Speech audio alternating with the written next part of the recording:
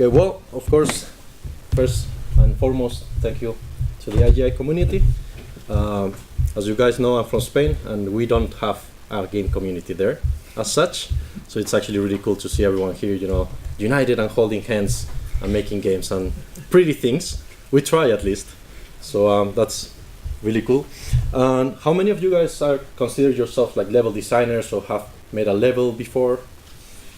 Okay, I see a few mamas over there. Okay, so some people can tell me off if I make a mistake.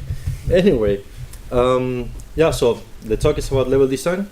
For those of you who don't know me, I'm Giacomo Vaccari. I've been making games for depending how you count, 5 to 7 years. My first levels were made in StarCraft back then, in the 90s. I actually didn't know that it was called level design back then. It's like when you play Sonic, and you're like, oh, this is really cool, but you never actually think that there's people making that stuff. And then you actually meet them and they're like, wow, that's really cool. So since then I've collaborated with companies like Kojima Productions, Epic Games, Japan, Europe, all of that. I started my studio with Killian over here, and we took it from making games in my mom's house, getting paid with Peruvian food, to the PlayStation Awards in Spain. We were nominated to 3 awards, one of them Best Art, thanks to him, so an applause for him, please. And if you need an amazing graphics designer, you know who to go to. Anyway, also author a few books on game design, and I'm working with Sulfur, making really cool PR. And basically my goal with this talk is not so much talk about what is level design, even though we're going to talk about that, but open a conversation about it, because I noticed that level design is one of those obscure skills, right? That you don't know you have it until you do it.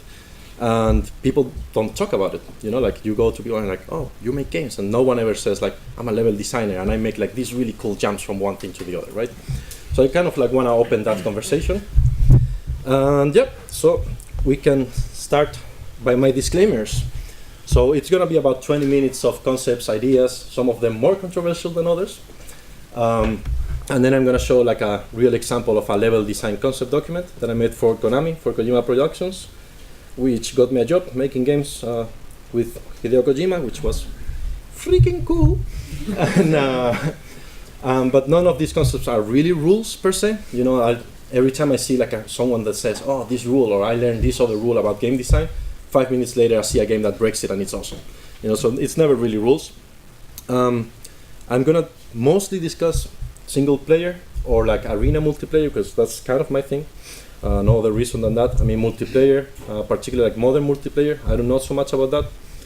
But the one thing that I've heard a lot is that don't try to make asymmetric levels. It just doesn't work. So, and I am highly, highly biased towards old school. Those of you who know me know that I talk a lot about Quake and Doom. So, a lot. But most of it can be applied to most games. So if you see that it's first-person shooters or whatever, the concepts still apply to mostly everything, right? So what the hell is level design? What do we refer to when we talk about level design? Can anyone tell me what level design is really? It's kind of obscure actually. It's kind of not so clear. Anyone want to take a bet? Let's see over here. No? Design for a stage of gameplay. You both have it in wave-based games, but also in modern storytelling. Okay, that's really interesting actually, because I'm going to talk about that. So which one of these is a level?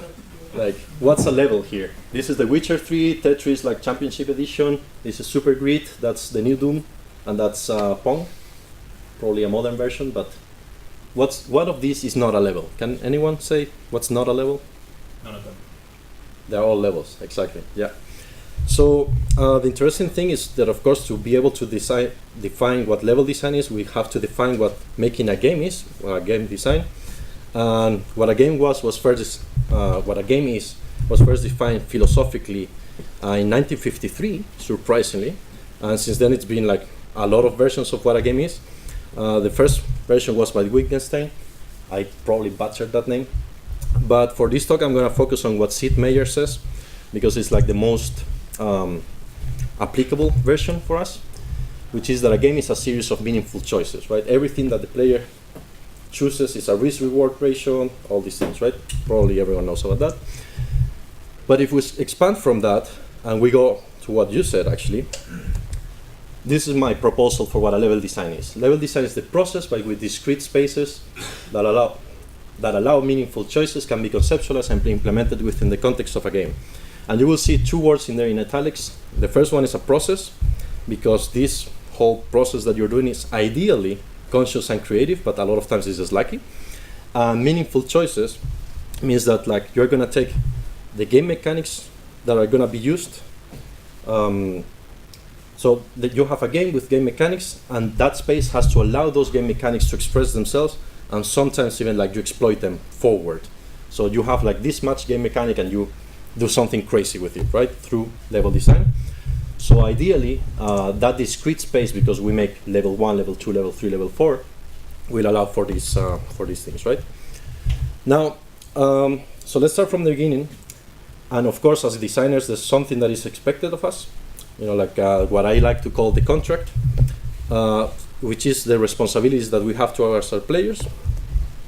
So Rousseau defined the social contract in 1762. I'm looking at my notes here. And everyone knows this one, right? Like agreement between the members of a community that you're not gonna kill and you're gonna pay your taxes and all these things, right? But also as game designers, we have a responsibility to the player, and the players have responsibilities to us, ideally. So my version of the contract is that as a designer, I'm gonna create an enjoyable experience. This is tricky, because in my idea, like when I make a design, I'm thinking of how I'm gonna make the player feel like a badass, right? That's what I'm thinking about. Like, how am I gonna defeat these overwhelming odds? It can be Tetris, it doesn't matter. It doesn't have to be like enemies, right? But Tetris is super interesting, by the way, psychologically. But I'm just saying enjoyable experience, because I know that some people say that it's like, you know, not fun necessarily. It can be like engagement, and I always say that like taxes are very engaging, but they're not very fun, you know, things like that. And the player will provide us with an extrinsic value, ideally money. You know, ideally they will pay for the game because they are professionals, ideally. But if not, they're gonna download the game, and you're gonna see like a download counter and all these things, right? So, of course, a lot of us are indies or are starting, so your first games are gonna be free and they're gonna be in itch.io or whatever. But you're gonna get the value of seeing the counter going on, you know, or donations or whatever. So our roles as designer, considering this contract, in my perspective, and of course this is where we open the discussion, is taking that experience to the 101%, right? We have mechanics that have this percentage of mechanics. We want to take those mechanics forward into something even more special than the mechanics allow by themselves. Hopefully not frustrating the player too much, you know.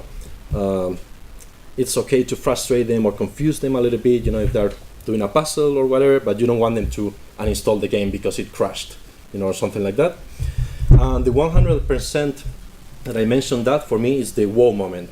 Everyone has like a wow moment that they play in a game, right? Like I see several faces going like this, like this moment when you discover something about a level or a game that you are like, I've never experienced this before in a game, and this is awesome. That's the wow moment that I'm looking forward to when I'm thinking about a level, right? So let's look at examples of contract makers. What could be good for us? Yeah, let's watch this. Oh, there's music, okay. Yeah, we need the sound for this one. So this is Quake Live, which is probably the most skilled first-person shooter out there. Just look the movement, like the navigation of the level.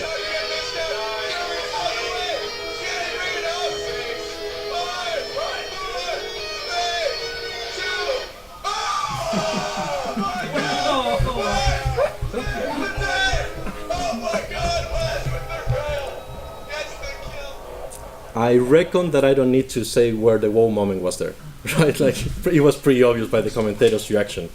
So this wow moment is actually created by level design. If you only had the mechanics and you had a circular arena, that wouldn't happen, you know, because of how the objectives are set up. This is a championship, so emotions are high, of course. But the interesting thing is seeing how they move, they navigate the environment. Quake is a game about movement, and we're going to talk about that later. I am obsessed about Quake. You don't need to ask that. But the designers thought, what is Quake about? Movement, really, really, really quick movement. But we have to abstract that objective. We're also going to talk about that. And you can see they did all this effort to get there, and they couldn't get there, so it's like a wow moment, right?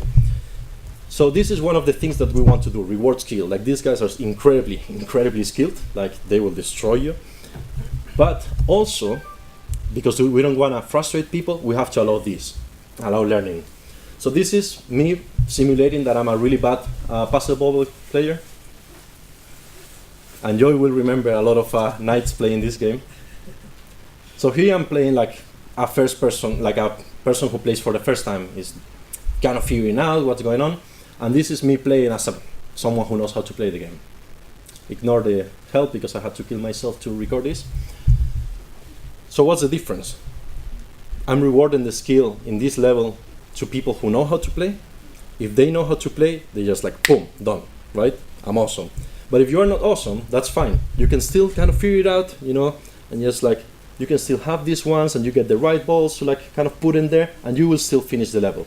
So we're not frustrating the players yet, and yet we're rewarding the skilled players. So that's like a level of depth that we're adding to our level.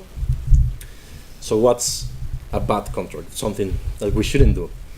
I'm guessing that most people know about cognitive dissonance, when you have two conflicting ideas in your head and you don't know how to deal with them, you have an emotional distress about that. So that would, for example, and here I have to ask Sean Easton, my good friend from DICE, to forgive me. So in Battlefield 1, like the newest Battlefield, who's played that? Okay, quite a few. So the tutorial level in a first-person shooter, you are like several people who keep dying. And I understand what they're doing because like you are supposed to be learning each different weapon that each different class has. But this is a first-person shooter. The contract, the way I look at it, is that I'm a badass and I defeat these overwhelming odds. You're breaking the contract because I'm supposed to die to advance to the next weapon and the next class. And that was incredibly frustrated, and I just uninstalled the game because I felt really insulted by that. So, you know, the game is fine otherwise, but don't break that contract. You know, I don't want to be frustrated. Chekhov's gun is like basically don't promise something that you intend to keep, right? So like, if I put like a star in Mario 64 and you can never reach it, like it's impossible to reach, that's not good. That is a very, very bad idea. And that's like the typical level designer mistake, actually. You know, that's not a game design mistake usually. So keep your promises, right? That's another one. So some do's. I'm going super fast because I have to show the economy level. But orient the player towards the fun. You cannot force the players to do what you want. That would be basically what we complain about with Call of Duty nowadays, mostly. But you can hint where the fun is gonna be through many ways, right? So, for example, so we have Spec Ops: The Line, which is an amazing, probably the best storytelling game. If you love storytelling, go play that. We have Doom, we have Alien Isolation, and this is a joke, Doom being played as Call of Duty. So here you can see the lighting, and you see the enemies, you see a landmark, you see all these things that are like, okay, I should go that way to have fun, right? Here, in this example with Doom, it's much more subtle, but this is like a jumping section, right? Like a platforming section in a shooting game. So the designers were smart, and they used textures and lighting to show you, okay, you can jump here and you're not gonna die, right? That's really important. Like, don't make your players guess too much because like they might get frustrated. In Alien Isolation, same thing, made with lighting. There's a light at the end of the tunnel. That sounded dramatic, but so that's where you're supposed to go. But not only that, you also see like the volumetric light kind of showing a little bit the path so you don't get too lost. And everyone knows Battlefield and Call of Duty, when you get lost and you go out of the area and it turns like sepia and it says go back to the combat zone. Don't do that. Okay, that's really bad level design. That's like, I mean, as much as I hate invisible walls, please put an invisible wall, okay? Or do something smarter. Like, we are here to be creative. We're not here to like, you know, like repeat what other people do, hopefully. So, tell a story. Like I said, Spec Ops: The Line is amazing. It's such a good game. And if your game has a story, the point of level design to tell a story is you live in spaces. So when you arrive to a space, something has happened there before, right? That's the question you should ask like to yourself, like, what happened in this place before the player arrived? Because it's very common to like, I'll talk about that in a second, but like, well, I can say it now, like BioShock Infinite, have you guys played it? Do you get the feeling that you're in a circus, that everything happens around you for you? that's not really great storytelling, is it? Like, this place is not a place that people have lived and things have happened that I'm willing to discover. You can be subtle or incredibly heavy-handed. I like subtlety. An example that I like to use is you go in a dungeon and you see a breadcrumb there. That can mean so many things, right? Like, maybe someone, like a monster was sitting there, or maybe someone ate it and you see a cadaver close by and that's the same person, or like all these possible things that are incredibly subtle, and that rewards a lot of people who are like looking around. If you're not looking around, that's fine. You miss it, no problem. You know, the game keeps going. But you find that and you're like, yeah, I found that, I'm cool, you know, like I figured it out, I'm a badass, I'm going through the contract, right?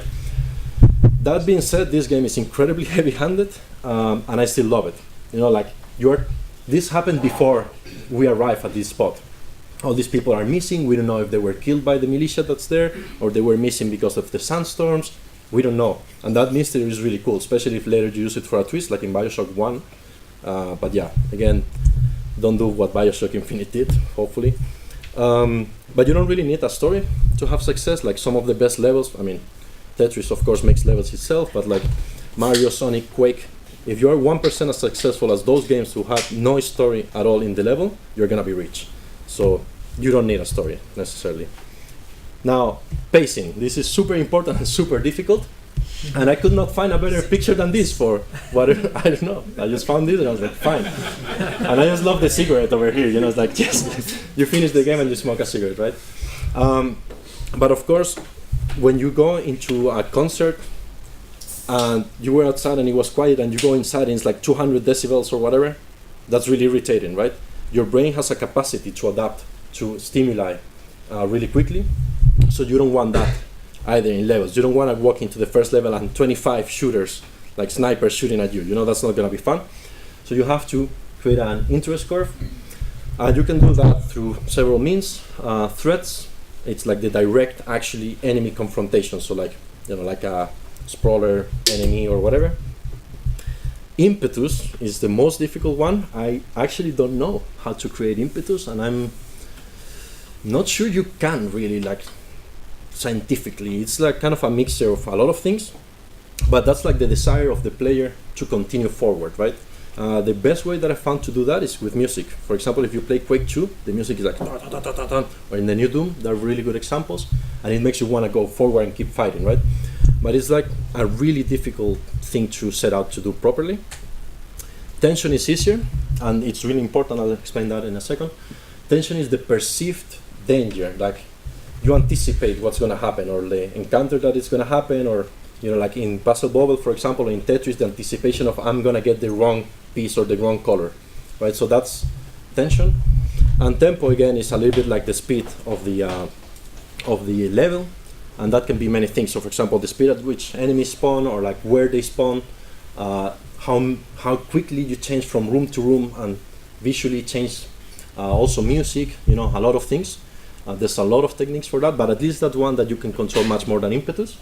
And aesthetics, which is interesting, because as product creators, we kind of want the players to be impressed within the first minute, so they keep playing. So aesthetically, usually we kind of tend to front load the prettiness of the level. So Bioshock Infinite is a really good example. When you get to the city and like you see Comtok, what's his name, like a really big statue and stuff like that. So we always like put the prettiest graphics at the beginning, and then we ran out of money and we kind of like don't make it pretty anymore, and it was like ship it, you know. But so that's usually used to create the foreplay pick, the first pick over there. That's usually graphics. And this curve is actually super interesting. This is a fallacy. You don't create this curve. You can create this curve in music, but not in level design. Not really through threat level. Usually when you teach level design, you teach this curve and you say, oh, so there's enemies here. You see this a lot in students, right? More enemies here, more enemies here, more enemies here. But this wouldn't stay here if you don't have enemies. It would go down here, right? So it would be like straight like this. How you do that, and I've learned that really recently, is actually with tension. Usually with like sound cues and stuff like that, you just put like, or like, you do a little bit of storytelling and put like a skull there, you know, so people are like, okay, something is gonna happen here, you know. You give them a small scare or whatever. But take it with a grain of salt. You know, this is the idea, but the reality is really difficult to do it in reality. So common layout rules, like I said, there's no rules, and I'm running out of time already. So this is a level that I made in Twitter. Just kind of like I set out myself. I made an objective of myself to make the smallest first-person shooter multiplayer level that I could make, following most of these rules. So navigation, we were talking about this at work today. So every spot on the map should be accessible via more than one path, so you can run away from enemies or run towards enemies or create strategic kind of like conversations in there. Horseshoes is this shape over here where you go through something, curve around and come on the other side. All arenas should be surrounded by those, so you have strategic options usually. In single player, who has played Skyrim over here? Almost everyone, right? You know when you go in a dungeon and you go out at the entrance again? Like they have used it a lot. So that's a loop, right? If in single player you don't want the player to backtrack all the way, so you create a loop. And elevation changes also for strategic reasons. So like, it's not fun to just shoot at people like this. You know, if you're in a first-person shooter, or if you're in a third-person action game, you want to just fight all the time continuously. You need breaks neurologically, so you jump from one place to another, or like you move up and down, all these things, right? Readability-wise, you want, when you go into a level, to always see what are all the options, right? And I'm going to show an example of this in a second, and great example from Metal Gear. You want to know how many options you have and which one is more strategic for this or better for that, right? I'm going to fight over here, or I'm going to stealth but it's longer over here, all those things. You want obstacles for sure, like usually this is a very common mistake. You make a path, you're like, okay, and this is really common nowadays, like with Last of Us or all these type of really cinematic games. You get a hallway and you just like keep walking and someone keeps talking to you, right? Which is not really gameplay, but you don't really want that during gameplay. That's fine during story, but not gameplay. You always want obstacles and things you can hide behind, like kind of like gain an advantage and stuff like that, which comes with obstruction of foe visibility. You should be able to hide from foes and they should be able to hide from you, things like that. You know, you should always have all these strategic options. And really important, landmarks to situate players, which here it's a little bit relative, it's just a door, but like if you look around in games, knowing what to look for, you will always see like one really big tall thing in every map. It's like always there. So that's a landmark, so the players know where they are. Another way of doing it in multiplayer, this is really common in Blizzard games, or like, for example, Counter-Strike. It's like one side is like a desert and the other is a beach, something like that. You know, this is really common. So you know which side you're on. So this is an example of excellent game design. Who played the demo disc from PlayStation for Metal Gear Solid 1? How many hours did you guys play that? Like, remember that it's like, you can finish in like 3 minutes, but I played this for like 20 hours. Like seriously, it's so amazing. This is one level. So this one level has everything that we've talked about. You enter through here, and you see all your options immediately. I want to go through here. Okay, fine, there's a camera there, there's an enemy here, I can hide through these things. These are all mini horseshoes that I can hide from the enemies, blah, blah, blah. But I can also go over there, you know, and like, it seems like it's a little bit less dangerous, but something is lurking there. Ah, there it is. There's an enemy who is never moving right there, so he's totally gonna see me, right? Multiple paths, where you can go through the center. If you want to evade the light guards, you know, you can go through here, through there. You can actually go into the complex in two different ways, which is actually really cool. Elevation changes in this kind of like helicopter helipad place here, which is strategic because you can hide behind it if you're fighting, and you can go through several ways, so the enemies have to turn around, all these things.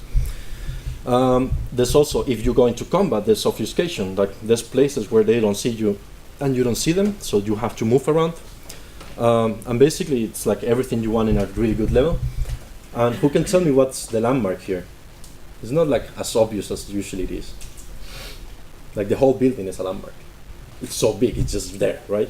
And also like this helipad is a little bit of a landmark because it's lifted up, so it works a little bit for that. Now I'm going to show you a horrible level design from the same game, and we actually talked about this in Kojima Productions, and the guy didn't like it. So this is horrible level design. So you start there, and you have no idea what your options are, where you can go. There's no landmarks. I mean, there's kind of is like this thing in the center, but like you don't actually see that from the top. If you've played the game, you don't see that when you enter. If you run into one of these places, and the enemy follows you, you don't have any strategic options. You're dead, right? In a stealth game, which is like you are trying not to go into combat. So basically this is a really bad level design. If you guys want to look at the slides later and try to figure out all the points, none of them are here. So yeah, let me, so basically with objectives and rewards, you always want to hint the player to go towards something, right? But like just hinting is not often enough. You want to give them something special to make them go that way. So you give them a reward, basically, right? Like it's like a carrot, right? So let's say in this case, it's gonna be several things, but let's say you put a pickup over there and you're like, oh, I wanna pick it up, right? But we cannot make it that easy. We have to abstract that way, right? And that's where the fun is gonna come. Let me try to play this thing. So this is Doom 1, probably the most famous first level in history, I would say. You start and immediately you see the end of the level and a secret door there that you cannot reach, right? There's no way to get to it. So we have a reward. We also have like a shield, but we didn't have a way to do it. We abstracted it. We created a secret over there that we have to figure out where it is. It's a level puzzle actually, and I love doing this. Like I love making small puzzles so the players have to figure it out, and then we finish the level almost immediately because we skip the whole level because we figured out the secret, right?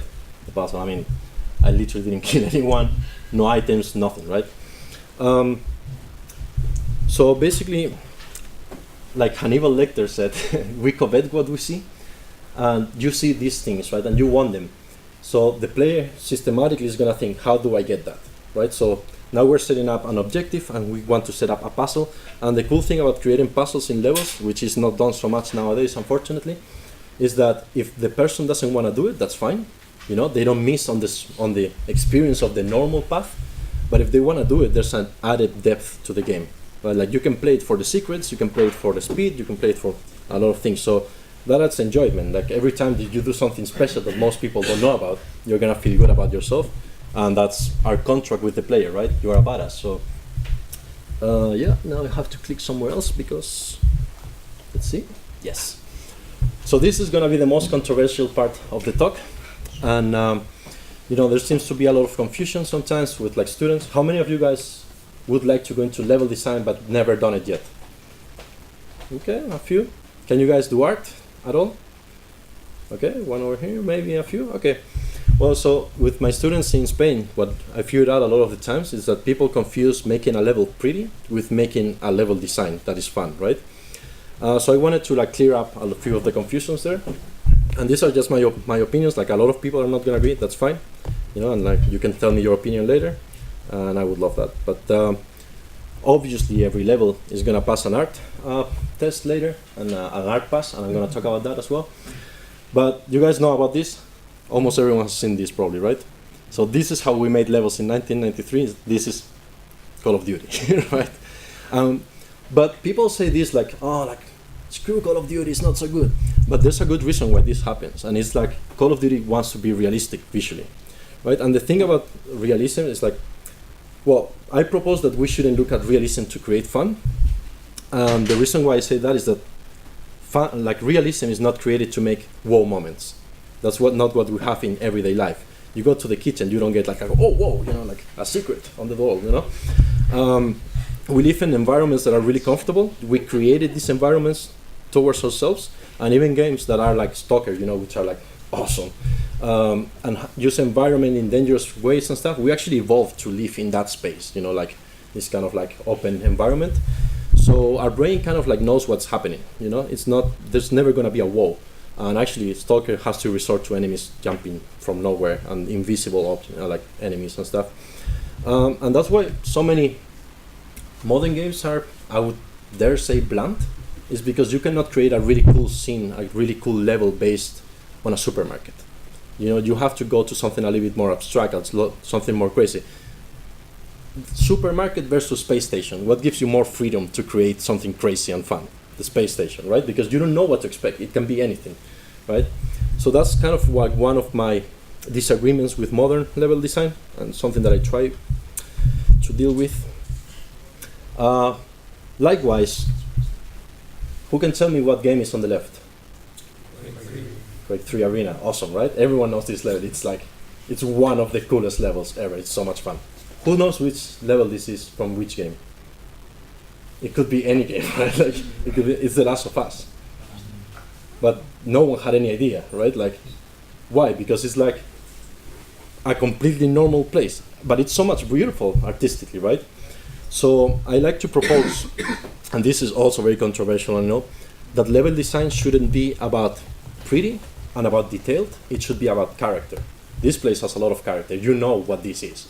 You know you're gonna frag a lot of your friends, and they're gonna frag you, and you're gonna be jumping around and all these things. You don't know what's happening here. Like there's nothing, there's no character. You're not gonna remember this place tomorrow, but you're gonna remember that one for 20 something years that this game has been out, right? 20 years this year, actually, I think. So basically, my opinion is that you should concentrate on what's the game, what's the core loop, concentrate on that. Don't worry about the details, because hopefully you have an awesome artist that will make those details later. You know, just create something that has a lot of character, that you can be like, oh, hey, I remember this level because this trap got me the first time, right? And if you don't have an awesome artist, that's fine. Just go abstract, you know, like Quake, Doom, Tetris, Puzzle Bobble, all these games are abstract and they're awesome, right? Someone is being called. I hope it's not me. Obvious architectonical rules, you know, like if you make like a wall, make it have some depth and stuff like that. You don't want just like a simple polygon. But, you know, just like basically if it makes sense, that's fine. You know, you don't need to make it really pretty. To quote Machiavelli, both would be ideal, but if you have to choose one, choose character. Okay, in my opinion. Now, the process of making a level, and I'm running super late. Okay, sorry guys. I hope I'm not boring you. So the process of making a game, there's two moments where you're gonna make a level, right? One is when the mechanics are finished, and one is when they're not finished. And they both have their pros and cons. When the mechanics are finished, before the mechanics are finished, it's really cool because you can expand the scope of the game, right? So you say, oh, I figured out this really cool level. Let's make this mechanic that makes it work, right? If it's you and 3 friends working at home, that's fine. If you say that in Konami, you have a problem, right? Well, you're gonna be unemployed quickly. So it's really cool to add things, but be careful, you know? If the mechanics are finalized, or you know really well what's gonna happen, and it's just like adding something very small, that's cool because you know what you need to do, and you cannot go crazy. So you're gonna be more effective. And it also, one of my world records in Metal Gear Solid, almost all of them, if not all of them, are based on level design, breaking the AI. So I make them do crazy things around the level, and then the AI gets screwed and stuff like that. But the funny thing is that when the guys at Konami made it, they knew that those limitations on the AI existed, so they made the level so you could break the AI. Does that make sense? So you can extend the life of the mechanic by level design, and I don't talk about that here, but we can talk about it later in person or whatever. I heard from the best producer I've ever met that making levels is the easiest and quickest way of adding content to a game, and I tend to agree. It's much cheaper than making new mechanics or new enemies or whatever. So, you know, take that into account when you're running out of money. So, the basic process. The first point is super important. We were talking about that today. What is your game truly about? Actually, a lot of people don't know what the game is truly about. It's really interesting, right? So, most games are actually about movement, because it's like the one thing that every game has pretty much. But you really need to know what your game is about, because if you don't know what your game is about, you're not going to exploit the mechanics to the 101%, right? Just to go quickly, after that, you do drawings. I almost never do it because it's easier for me to see it in 3D, but it is quicker and cheaper to make drawings and discard them and be like, okay, this is cool, this is not cool. Research, I'll show why in a second.